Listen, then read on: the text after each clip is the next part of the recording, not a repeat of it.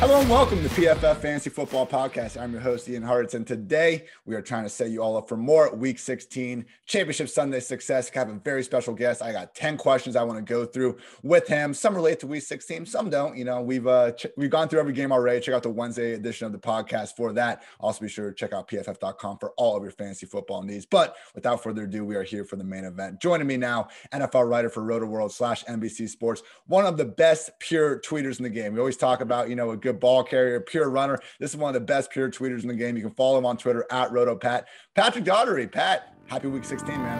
What's up, dude? And that's high praise coming from the best pure tweeter in the game of Ian Hartitz. And but by the way, this is the first time I've ever met Ian. For those listening to the podcast, we don't know each other at all. We've never worked together. It's a great Christmas time reunion for me and Ian. Coming in hard with lies early. Pat and I go back. It's funny. He brought it up at one point when we were having drinks, and you said that, you kind of think in tweets more or less. So when Twitter came along, I was just like, all right, perfect. I've had a similar thought process, man, particularly with how much damn time we spend on this thing. But sometimes, it just comes to you and you guys spur it out there. That's really funny that you remember that. Yeah, because truly, for better or worse, I thought in tweets before Twitter even existed. So when Twitter existed, I was kind of like just doomed to become my primary medium. I'm supposed to be a writer, but really in reality, I'm a tweeter. And yeah, I think in 140 to 280 characters. And yeah, I was doing that well before the app even existed. That's always the thing, man. Someone's like, "Oh, I love you on Twitter." I was like, "Well, do you like, the 5 articles I do every week or all the podcasts?" Never read that. But, You're really good in 60 characters or less, man. Yeah. All right, everyone. But as I said, I got 10 questions for Pat. We're just going to fly through them and, hopefully give you some Week 16 goodness and maybe have a good time along the way. So without further ado, let's get after it. Pat, Saints never had the Chiefs seriously in danger in Week 15. The offense looked like a shell of itself generally. At one point, Drew Brees was 7 of 24. Just ridiculous. We've seen things collapse in past Januaries against this very Vikings defense when Brees has been forced to try to open things up downfield. Not the same, caliber defense from Mike Zimmer and company this year. But in general, do you think this 2020 Saints offense has what it takes to represent the NFC in the Super Bowl? Because you look at the NFC, it's still pretty wide open. Yeah, it's weird with the Saints. So they're looking discombobulated now, like the worst possible time. Whereas like last year, that had kind of become like an end of season meme with the Saints and like over the past 3 or 4 years. But like last year going into the playoffs, they looked like a well-oiled machine. We're like, oh, no late fade from Drew Brees this year.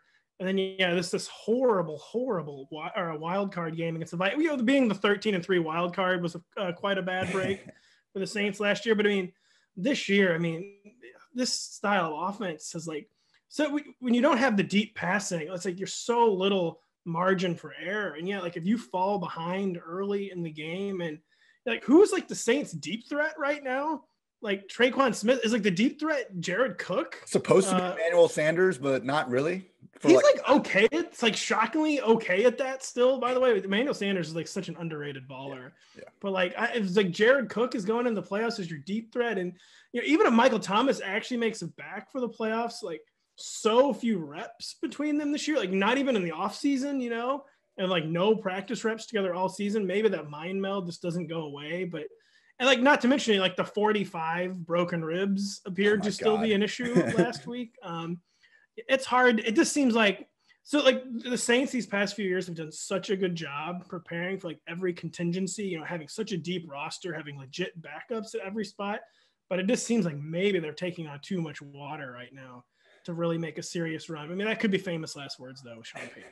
You're right, though. They don't have a true speed wideout. And they got rid of Ted Ginn Jr., which, okay, he wasn't doing much. I don't think, that was already kind of just at this point in his career, kind of a stretch to have him in that role anyway. But Deontay Harris has been on IR. Now Traquan's hurt. To your point, Emmanuel Sanders, still good. He was a better ball away from potentially, taking the lead in the Super Bowl if Jimmy put it on him. He's still getting open, but, it would be nice to see them do a little bit more to surround Drew Brees. So much of it is just, short, 5 to 10 yards downfield, Alvin Kamara. And then you take away Michael Thomas from that. Yeah, it's tough to throw the ball around, man. We had little Jordan Humphrey out there making plays for crying out loud. Everyone's like, oh, who the hell is that guy? So, yeah, I'm with you. I guess their defense, it looks great. But, a lot of defenses have looked good during the second half. I guess I'm still worried when Drew Brees has to face Rodgers or Russell Wilson, one of these guys. I don't know. I'm probably going to be taking a different quarterback. Yeah, it's like a cliche, obviously, but like they have to, like the Saints are kind of like the team, like they have to score on their opening drive. Like they just cannot be playing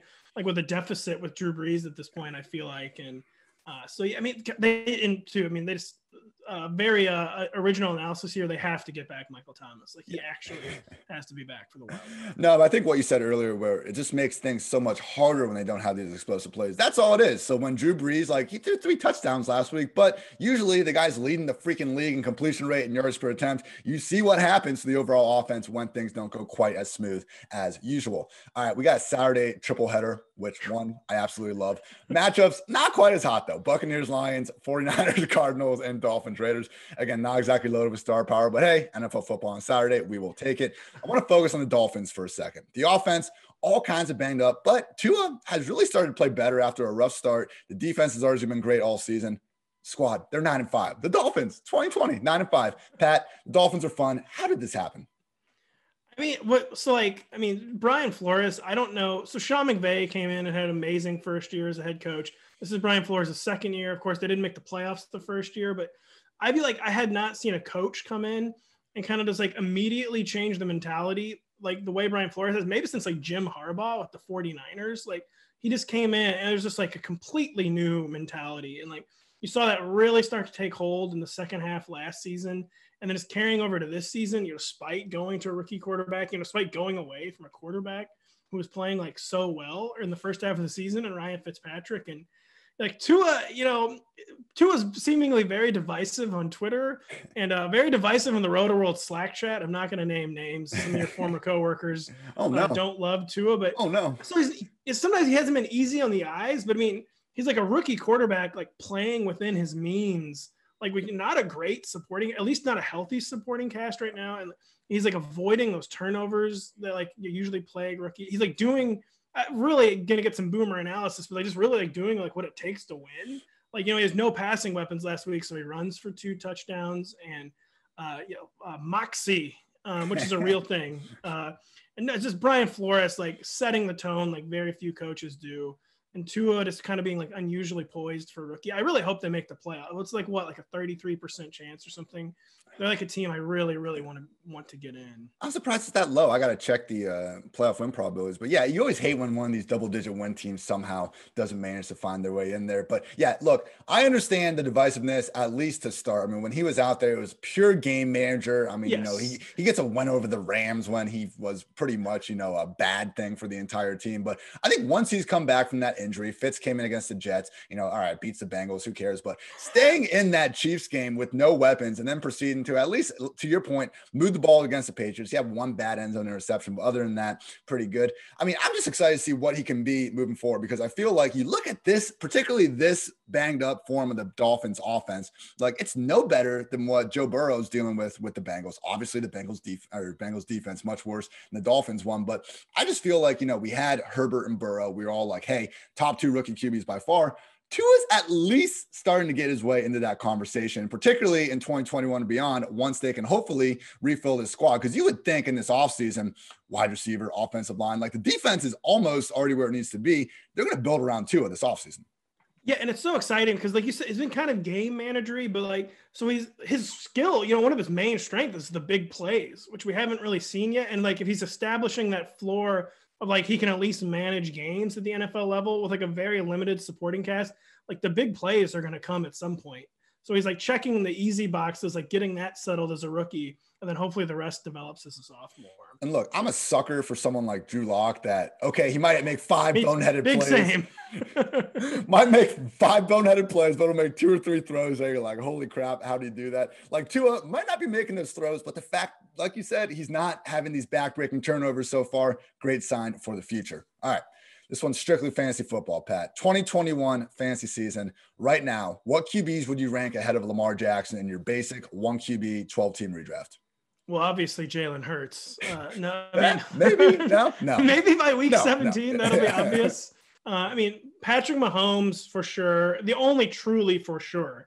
And then maybe Kyler Murray, probably Kyler Murray, who's kind of like the poor man's Mahomes and the poor man's Lamar Jackson, like mixed together. I like that. So just like the unstoppable force, basically. So Mahomes for sure, probably Kyler, maybe Josh Allen. And then is there anyone else you would throw in that mix? I mean, Lamar is like all the way.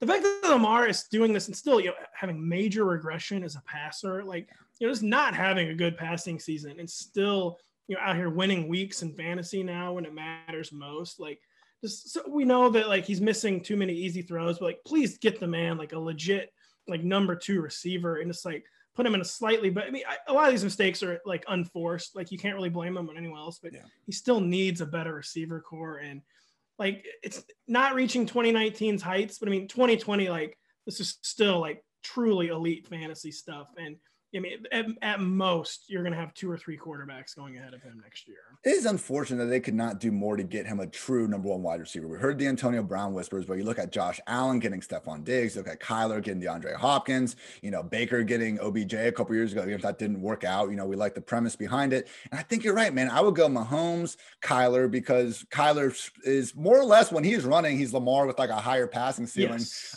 We laugh about Jalen Hurts, man, but if he is going to run the ball 12 to 15 times with that, he's at least going to be, he's not going to probably crack top 10, but he will probably be one of those later round guys we are prioritizing.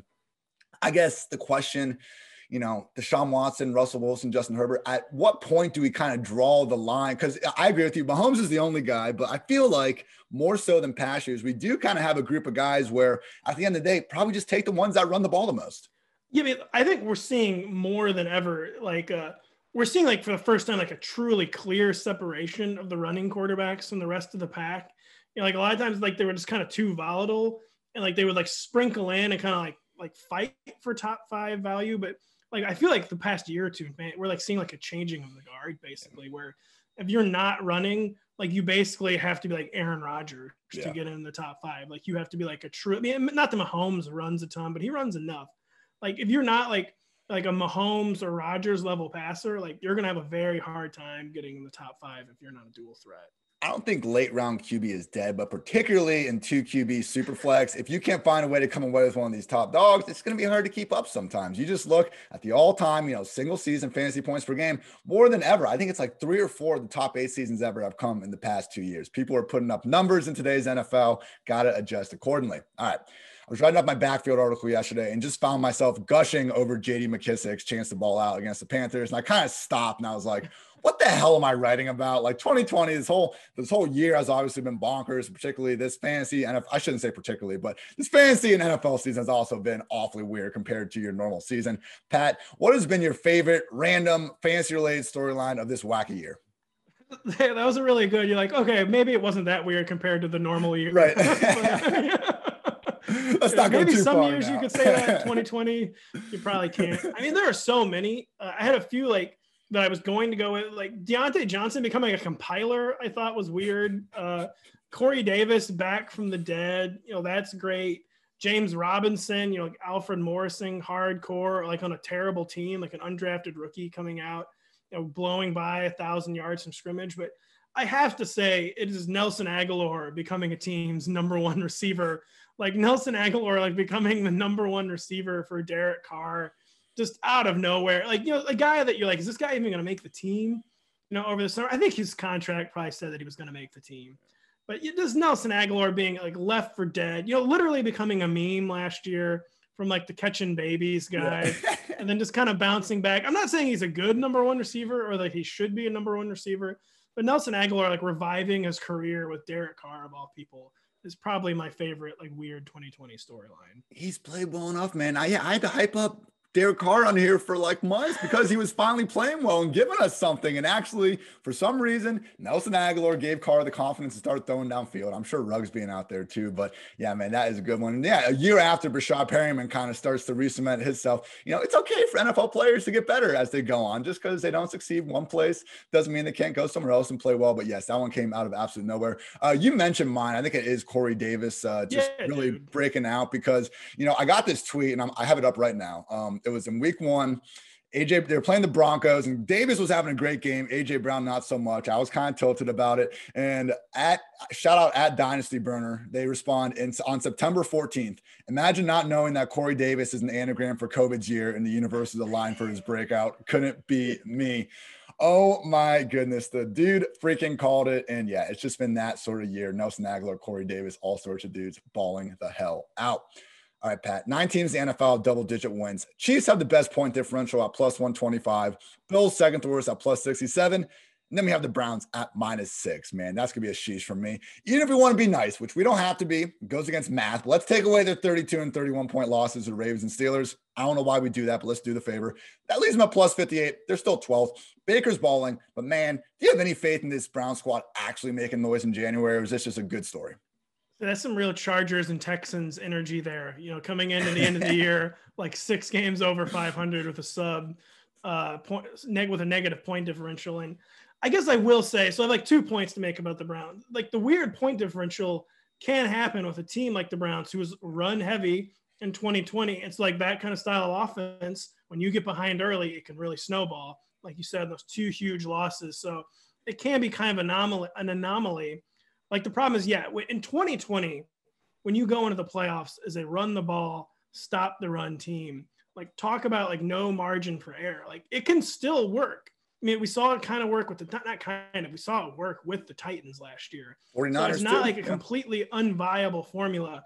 But like if the Browns, it's tough too, because like the Baker Mayfield fatal flaw, Baker Mayfield struggling against pressure has not gone away. So I talk about the Saints, with the way they're constituted, kind of needing to be a team that has to take a lead. Like the Browns are like toast in the postseason. Like if they don't take like an early lead, or if they fall behind like more than a touchdown, because then you can pin your ears back against Baker Mayfield, tee off on the guy who's terrible against pressure. And like, doesn't matter. Like your run game doesn't matter. Stopping their run doesn't matter. So like they're the team, like more than anyone, like they have to have things go to script in the postseason. Otherwise they just, like they're not gonna be able to adjust on the fly, like a Chiefs or a Packers, or like even maybe Drew Brees as like a final Houdini act. So like if they can't do their game plan in January, I mean they're gonna be one and done. Yeah, people, it's not just that Baker struggles under pressure. He goes from being a legit, very good quarterback to awful. 35th among 39 qualified QBs in QB rating, 2 touchdowns versus 4 interceptions. When he's kept clean, he's 9th in QB rating, 23 touchdowns versus 4 interceptions. Yeah, I mean, we see it. Like the guy looks awesome for stretches, just not quite so awesome when things break down. He's facing the Jets this week. I'm sure things are going to be fine there. Where do you have Baker ranked just for week 16 in particular? Oh my God. So like I kept fading this over and over and Me over too. again. Every week. I'm like, they're just going to keep running it. Like he's QB 22, QB 23. This week I finally gave in. I have him like QB 13-ish, like in that QB 12 to 14 range, which does not make me feel great, because it certainly just seems like the Browns will just run all over the Jets. But so when you get like too much into projecting like game flow or like how this team is going to win, you can kind of come to some bad outcomes. So I just like, the quarterback has been playing well lately against the horrible defense. I've got right on the QB 1-2 borderline. No, I'm right there with you. I got him as my QB 11. They have finally been leaning a little more into the passing game. I mean, only threw the ball more than 30 times, twice in weeks 1 through 12. He has reached that in 3 consecutive games. So we'll see Baker, and him and Brees particularly. Some of these offenses have a little more margin for error than other ones. All right, Texans. 4-10, mentioned your Texans Chargers energy. I'm with you, man. Free Deshaun Watson. This dude is having the best season of his career by pretty much any metric. DeAndre Hopkins is with the Cardinals. Will Fuller's been suspended for weeks. I mean, Brandon Cooks been a little bit in and out. Like, it's ridiculous. But let's say the NFL, they do a Madden style. I know you're a Madden guy. They do a Madden style fantasy draft. All the teams empty out their rosters. We know Patrick Mahomes is the first quarterback going, but would you take another quarterback ahead of Deshaun Watson, independent of current contracts, to lead a situation-neutral team in the future? Yeah, I became a Madden guy because of the COVID. So I guess thanks, coronavirus. I needed something to do in the spring, and then I officially became a Madden guy. It's been amazing for the tweets. So that's 2 tweeters. I can't complain. Who will I take ahead of Deshaun? I mean, Taysom Hill, obviously. Oh, my God. I know. I got to stop making jokes. But so Deshaun Watson, I mean, the dude seriously playing at an MVP level. I mean, he's completing 70% of his passes and averaging almost 9 yards per attempt. So it's not just like empty efficiency. And he's doing that. I think he has 7 turnovers in 14 games. And like doing that for like a team that's always playing from behind, that was remaking its supporting cast on the fly, that's been losing dudes, like you said. I mean, he's playing football that's like at a level that's like rarely reached. And it's really a shame, that he won't get any. Obviously, he's not the most valuable player, but he should have at least been in the discussion. And it's just a huge shame. And I mean, you take Kyler or you take Mahomes ahead of Deshaun Watson, like in a fantasy draft. But I mean, is there anyone else? I mean, maybe Kyler, Russell Wilson, maybe a little too old. And Justin Herbert, just 1 year. So maybe that's too aggressive. And like, yeah, Deshaun was already elite, but this year he seems like, he's taking like that next step forward into like top 2 or 3 elite. And yeah, I don't see how like a redraft he would fall out of like the top 3 basically.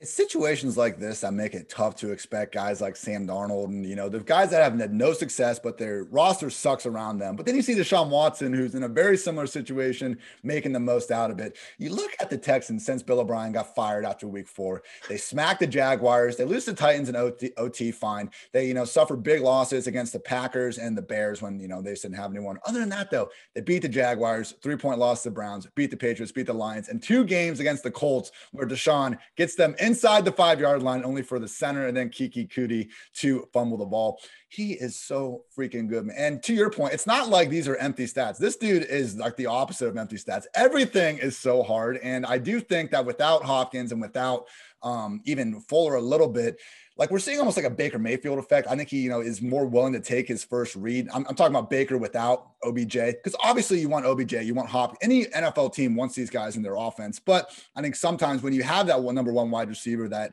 does want 180, 190 targets, you tend to force feed him a little bit. Have you noticed that as well? Yeah, I mean, a little, and too, like, yeah, the dude, he's like, if Chad Hansen's open, I have no choice. Like, I got to throw to Chad Hansen at this point. I kind of wish he would do it a little more with Jordan Akins. A few times in fantasy, that's been a kind of a bummer. But yeah, I mean, I hadn't even really thought it's absolutely true. Like, he is just like, I'm sure, like you said, he would probably still be better if he had DeAndre Hopkins. But yeah, I mean, this is just like showing his like true greatness.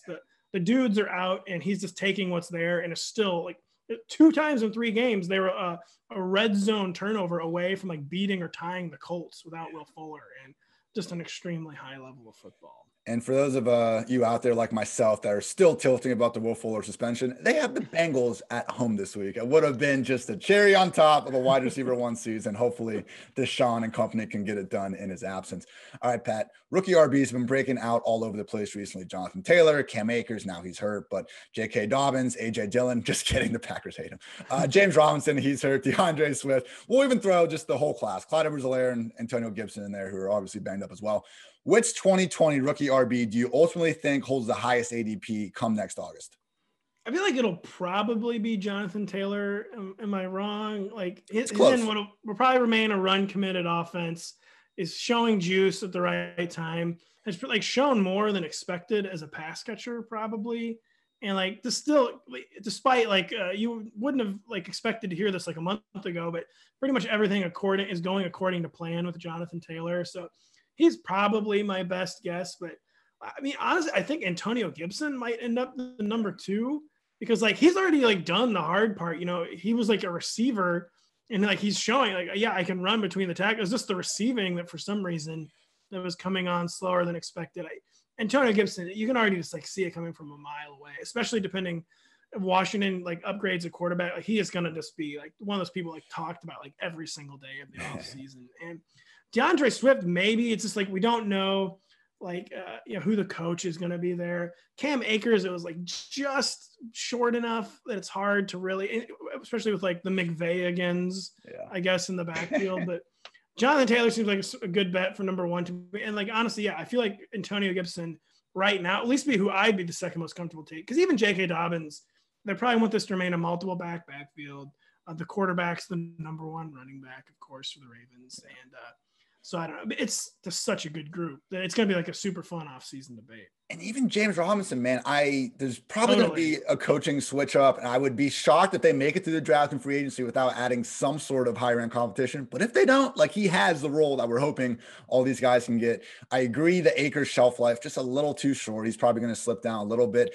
And yeah, Antonio Gibson probably has the highest like CMC workload ceiling. Listen to Ron Rivera. He's called freaking every other running back he's had Christian McCaffrey-esque seemingly over this past season, except Peyton Barber. Ron understands that even Ron can't go that far.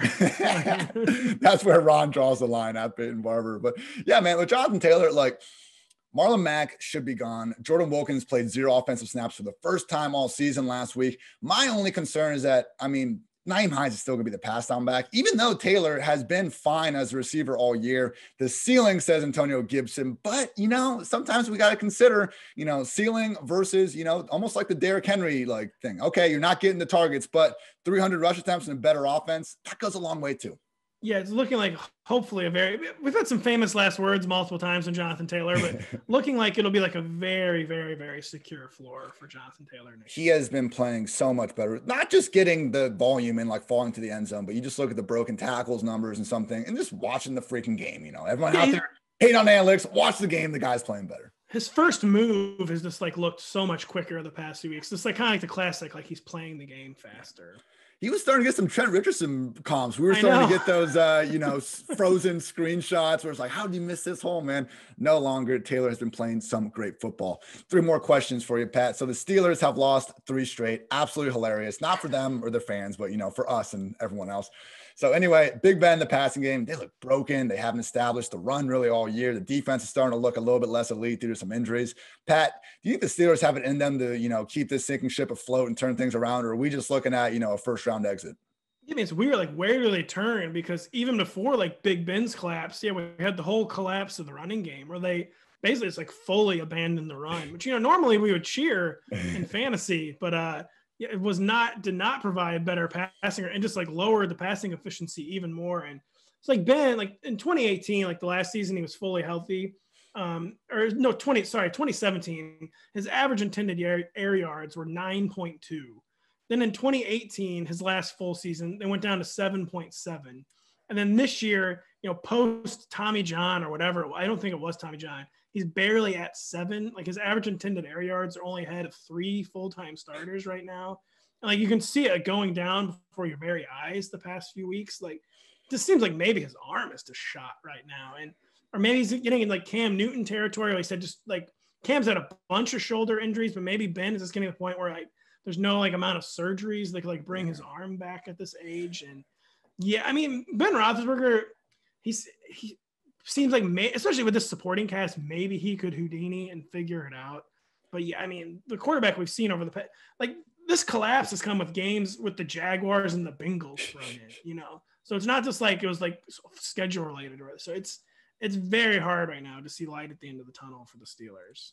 He's not even completing 60% of his passes. He's not throwing it downfield anymore. It's teams just said, it's what we opened up this show talking about Drew Brees and the playoffs and some of these issues. The Steelers have guys that can get behind the defense. Claypool, the fact that they have gone back and forth in this guy throughout the year is just maddening because I think he's looked like their best wide receiver all season long. And I'm not a Deontay hater, but we can't just keep ignoring the league high in drops. We can say that, okay, drops in fantasy don't matter, but they matter. That's your job in real life. You can't be consistently dropping the ball and us be you take away the drops and he's a great player. They do go into it. I guess my only other question, I'm with you on I don't know what ace they have in the hole or whatever for 2020.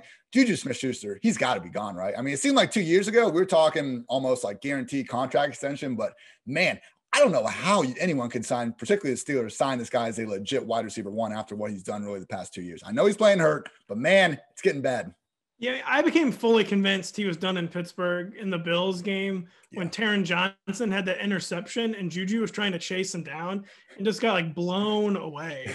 I know corners are probably still the fastest rushers in the field, but you should not be getting blown away as a supposed number 1 receiver by Taron Johnson. And yeah, Juju just seems good as gone. I've let you hit on all the points of this wide receiver core. Well, why did they decide Deontay Johnson as a compiler? I just don't. I thought he was supposed to be the shot play guy, and I did not ever envision Deontay Johnson as a 10 to 12 target player.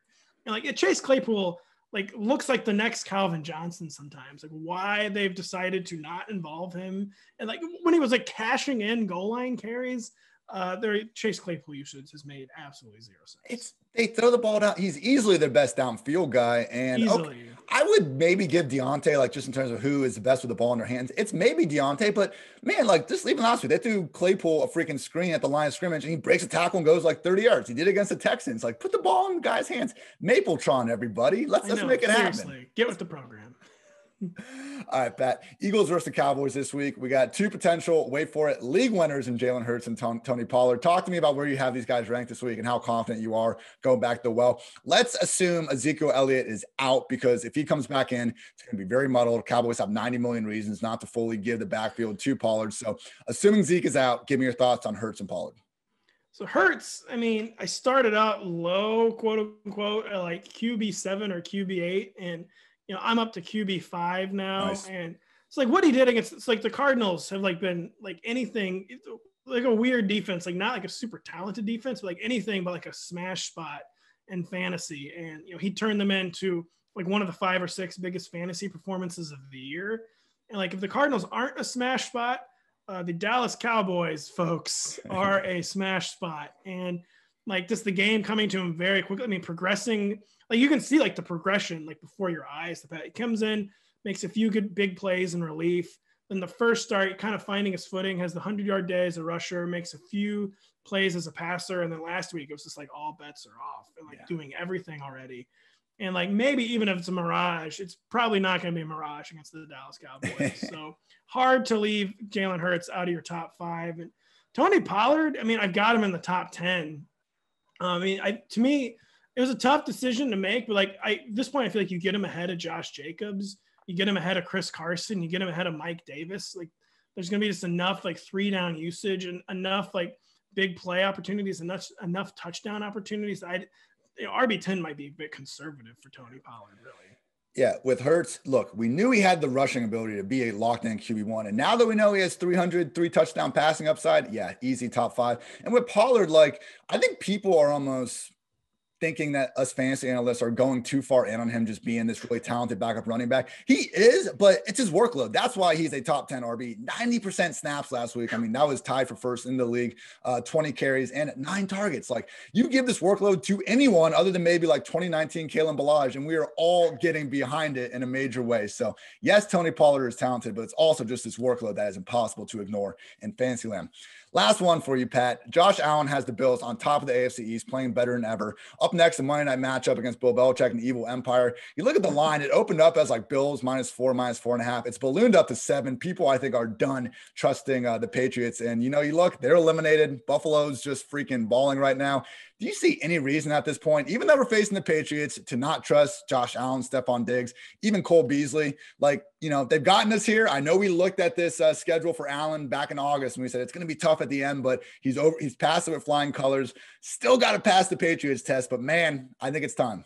Yeah, I mean, Stephon Gilmore too, I'm assuming being out probably puts the matchup over the top. But like, yeah, this is like Josh Allen's like final boss basically, because he's like never had a good start. I think quite literally never had a good start against Bill Belichick. They won earlier this year, but he had 11 completions in that game. And even with the Patriots collapsing this year, like the Bill Belichick like fries young quarterbacks meme has still been true. Like very few good performances against the Patriots by young quarterbacks this season. But again, it would be nice if he had one good career start against Bill Belichick. But I mean, he's just too, like, talk about a guy kicking it up another game. I mean, what he did against the Steelers 2 weeks ago, like, he just seems like he's fully arrived. The Patriots, Stephon Gilmore is probably the knockout blow. And I mean, I have Josh Allen in the top 5 or 6 this week. And it's just like, I searched for reasons for concern, but they're all just contrived, basically. Like, I think this is happening. I do hear you though, man. You look at his games. He has, he went 11 for 18 in week 8, 154 yards. That was his most accurate game. He went 13 for 26, 13 for 28, and 20 for 41 in his previous 3 appearances. Hey, they just ran the ball on him in week 8. Maybe they do that again. I do think, though, to your point, not having Gilmore in there, who can guard Stephon Diggs on the Patriots, let alone any other defense? Don't be afraid to go back to well with Josh Allen, Stephon Diggs, all those Bills that have gotten you to the fantasy championship in the first place. Pat, that's going to do it, man. Thank you for the time. What do you guys shout out over there at, Rotoworld and NBC Sports? Well, we have the only rankings column in the game. Got my rankings, got our podcast, do my Sunday read. I do all, the cool stuff that everyone else does, but hopefully do it well. So check out my ranks. Check out the 2 best pods in the game, PFF and Rotoworld. We won't rank them. So check those out. And then just get us to the off season. It's been a long year. We've been grinding. Maybe you're one of the only people I know who doesn't ever need a break. So you don't care at all. Ian does not need a break, but yeah. check out Rotoworld. A lot of great stuff. I appreciate it, man. You just got to be productive. I hate when people say, oh, look at my 8,000 word article on this. Like, if you could write the article in 100 words, just do that. Or, be very productive in 2 hours instead of, coasting through 4 or 5. But that's a story for another day. Yes, check out the Rotoworld Football Podcast. Truly some of the best fantasy football analysis and just banter between you, John, Hayden. Love all you guys and what you're doing over there. I miss you guys, man. It was good to catch up here. Thank you again for coming on.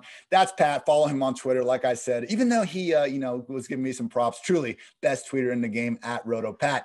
He's Patrick Daugherty. I'm Ian Hartitz. This has been the PFF Fantasy Football Podcast. Thank you for tuning in. As always, everybody, truly best of luck in your Week 16 Fantasy Football Championships. I hope you come out on top.